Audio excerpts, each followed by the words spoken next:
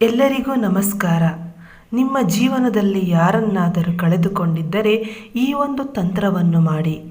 ಈ ತಂತ್ರವನ್ನು ಮಾಡಿದ್ದೇ ಆದಲ್ಲಿ ಆ ವ್ಯಕ್ತಿ ಮತ್ತೆ ನಿಮ್ಮ ಹತ್ತಿರ ಬರುತ್ತಾರೆ. ಅವರು ಒಮ್ಮೆ ಬಂದ ಕೂಡಲೇ ಮತ್ತೆ ಹಿಂದಿರುಗಿ ಹೋಗುವುದಿಲ್ಲ. ಆ ರೀತಿಯಾಗಿ ಈ ಒಂದು ತಂತ್ರ ಫಲಿಸುತ್ತೆ. ಈ ಒಂದು ತಂತ್ರವನ್ನು ನೀವು ಮುಂದಿನ ಅಮಾವಾಸ್ಯೆ ದಿನ ಮಾಡಬೇಕು. ಅಮಾವಾಸ್ಯೆ ರಾತ್ರಿ 10 ಗಂಟೆಗೆ ಮಾಡಬೇಕು. 10 ಗಂಟೆ ಮಿಸ್ ಆದರೆ 12ರಿಂದ 2 ಒಳಗಾಗಿ ಮಾಡಬೇಕು. ಅದು ಹೇಗೆ ಮಾಡಬೇಕೆಂದು ವಿಡಿಯೋವನ್ನು ಗಮನವಿಟ್ಟು ನೋಡಿ ಹಾಗೆ ಮಾಡಬೇಕು. ಅದಕ್ಕೆ ಬೇಕಾಗಿರುವಂಥದ್ದು ಒಂದು ಲಿಂಬೆಹಣ್ಣನ್ನು ತಗೊಳ್ಳಿ. ಈ ಒಂದು ಲಿಂಬೆಹಣ್ಣು ಮಾಟ ಮಂತ್ರ ಕ್ರಿಯೆಯಲ್ಲಿ ಒಂದು ಪ್ರಮುಖ ಪಾತ್ರವನ್ನು ವಹಿಸುತ್ತದೆ. ಅಂತಹ ಒಂದು ಲಿಂಬೆಹಣ್ಣನ್ನು ತೆಗೆದು ಆ ಒಂದು ಲಿಂಬೆಹಣ್ಣಿನ ಮೇಲೆ ನೀವು ಇಷ್ಟಪಟ್ಟ ಹುಡುಗಿಯಾಗಿರಬಹುದು ಅಥವಾ ಹುಡುಗ ಆಗಿರಬಹುದು ಅಥವಾ ನಿಮ್ಮ ಹೆಂಡತಿ, ನಿಮ್ಮ ಗಂಡ ಯಾರಾದರನ್ನು ನೀವು ಅವರ ಹೆಸರನ್ನು ಬರಿಬೇಕಾಗುತ್ತೆ. ಯಾವ ರೀತಿ ಎಂದರೆ ವಿಡಿಯೋದಲ್ಲಿ ತೋರಿಸಿದ್ದಾರಲ್ಲ ಹಾಗೆ ಬರೆದುಕೊಳ್ಳಿ. ಬರೆದುಕೊಂಡ ನಂತರ ಆ ಒಂದು ಲಿಂಬೆಹಣ್ಣಿನ ಮೇಲೆ ನೀವು 2 ಲವಂಗವನ್ನು ಚುಚ್ಚಬೇಕು. ಚುಚ್ಚುವಾಗ ಈ ಒಂದು ಮಂತ್ರವನ್ನು ಪಠಿಸಬೇಕು.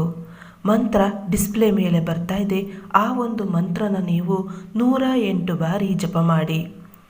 ಈ ಮಾಡಿ ಆದ ನಂತರ ಮಂತ್ರನ ಆ ಒಂದು ಲಿಂಬೆಹಣ್ಣನ್ನು ನೀವು ಒಂದು ಕುಂಕುಮದ ನೀರಿನಲ್ಲಿ ಅಜ್ಜಬೇಕು.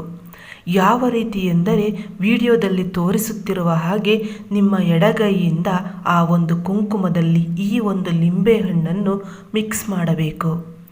ಮಾಡಿ ಆದ ನಂತರ ಆ ಒಂದು ಲಿಂಬೆಹಣ್ಣನ್ನು ತೆಗೆದು ನೀವು 3 ರಸ್ತೆಯ ಮಧ್ಯೆ ಜಜ್ಜಿ ಬರಬೇಕು.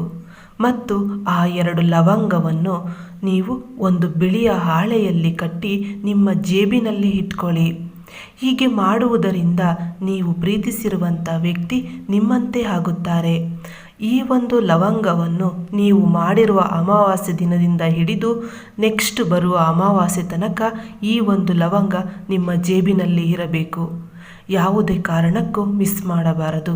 ನಂತರ ಬಂದ ಅಮಾವಾಸ್ಯೆಯಲ್ಲಿ ಈ ಲವಂಗವನ್ನು ನೀವು ಒಂದು ಪೇಪರ್ ಸಮೇತ ತಗೊಂಡೋಗಿ ಹರಿಯುವ ನೀರಿಗೆ ಬಿಟ್ಟು ಬರಬೇಕು. ಹೀಗೆ ಮಾಡುವುದರಿಂದ ಆ ವ್ಯಕ್ತಿ ನಿಮ್ಮಂತೆ ಆಗುತ್ತಾರೆ.